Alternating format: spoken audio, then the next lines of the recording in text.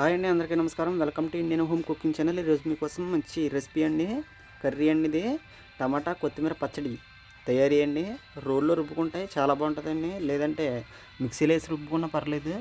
ముందుగా మనం ఎల్లుల్లిపాయలు ఇలా రబ్బర్ కింద తెచ్చుకోవాలండి. జీలకర్ర, పచ్చిమిర్చి, మినప్పప్పు, కొత్తిమీర కట్టండి. ఒక 3 లేదా 4 కాయలు టమాటాలండి మనం ఇలా సిద్ధం చేసుకోవాలి. మినప్పప్పు అండి కొద్దిగా తీసుకోవాలి. అలాగే నానబెట్టుకున్న చింతపండు అండి కొద్దిగా పక్కన ఉంచుకోవాలి. ఇలా టమాటా ముక్కల్ని, పచ్చిమిర్చిని చీలికలుగా చేసుకోవాలి. కొత్తిమీరని ఇలా ముక్కల కింద కోసుకోవాలండి.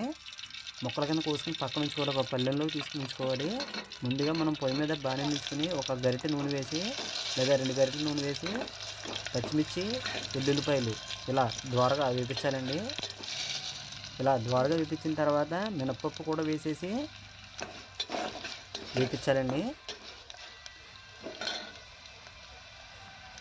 ఇలా వేపిస్తే మనకి మంచి టేస్ట్ వస్తుందండి. ఇలా వేగినాయి కదండి, దోరగానే వేగిన తర్వాత మనం ఇలా ఒక ప్లేట్లోకి తీసుకున్నామండి. తీసుకున్న తర్వాత అదే బాణీలోకి మనం ఇంకా నూనె వేయక్కర్లేదండి, ఆల్రెడీ కొద్దిగా ఉంటుంది కదా. ఇప్పుడు మనం తరిగి పెట్టుకున్న కొత్తిమీరని ఇలా మొత్తం అంతా వేసేస్తే ఇలా దగ్గరికి ముడిచిపోద్దండి, మగ్గిపోద్ది. ఇది మళ్ళీ దోరగా వేయించుకుని మగ్గిపోయిన తర్వాత మళ్ళీ ప్లేట్లోకి తీసేసుకోవాలండి. ఇవన్నీ మగ్గిపోయిందండి, ప్లేట్లోకి ఇలా తీసేసుకోవాలి. అలాగే మనం నానబెట్టుకున్న చింతపండు ఉంటుంది కదండి, అది ఇలా ప్లేట్లో ప్రక్కనించుకోవాలండి. మళ్ళీ అది బాణీలోకి ఇలా నూనె ఉంటుంది కదండి, మళ్ళీ టమాటా ముక్కల్ని పూసుకున్నాం కదండి, ఆ టమాటా ముక్కలు కూడా వేసేసుకుని మగ్గించుకోవాలండి. పేస్ట్ కింద అయిపోతుందండి. అప్పుడు ఇదిగోండి నానబెట్టుకున్న చింతపండు అండి, కొద్దిగా ఉప్పు అండి.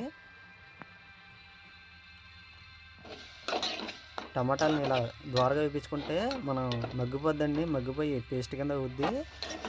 తర్వాత ఒక 10 నిమిషాల పాటు చల్లార్చనివ్వాలండి. ఇలా పేస్ట్ కింద అవుతుందండి, బాగా అవ్వకూడదండి, లైట్గా అవ్వాలి. ఇలా మనం 10 నిమిషాలు చల్లారి పెట్టుకోవాలండి. ఎవరైనా మన ఛానల్ని సబ్స్క్రైబ్ చేసుకోకపోతే సబ్స్క్రైబ్ చేయండి.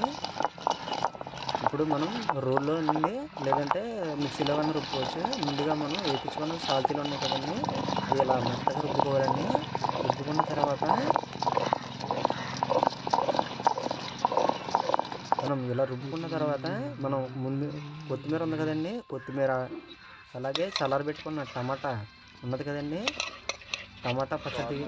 టమాటా ఉన్నది కదండి, ఆ టమాటా కూడా వేసేయాలండి. వేసేసి మొత్తం అంతా కలిసేటట్టు మళ్ళీ రుబ్బుకోవాలండి. అలాగే కొద్దిగా చింతపండు ఆల్రెడీ మనం వేసామండి. కావాలనుకుంటే కొద్దిగా ఉప్పు వేసుకోవచ్చు, లేదంటే చివరిదాన్ని వేసుకోవచ్చండి. ఇలా రుబ్బుకుంటూ ఉండాలండి. రుబ్బుకుంటే ఒక 10 నిమిషాలకి కానీ రెడీ అయిపోద్దండి. ఇలాగా మెత్తగా గ్రైండ్ అయిపోద్ది. మిక్సీలో కంటే రోల్లో చాలా బాగా ఉంటుందండి, టేస్ట్ సూపర్ ఉంటుంది. అయిపోయిందండి, ఇదేనండి పచ్చడి. ఓకే అండి, మా వీడియో కనుక నచ్చినట్టయితే లైక్ చేయండి, షేర్ చేయండి, కామెంట్ చేయండి తప్పకుండా.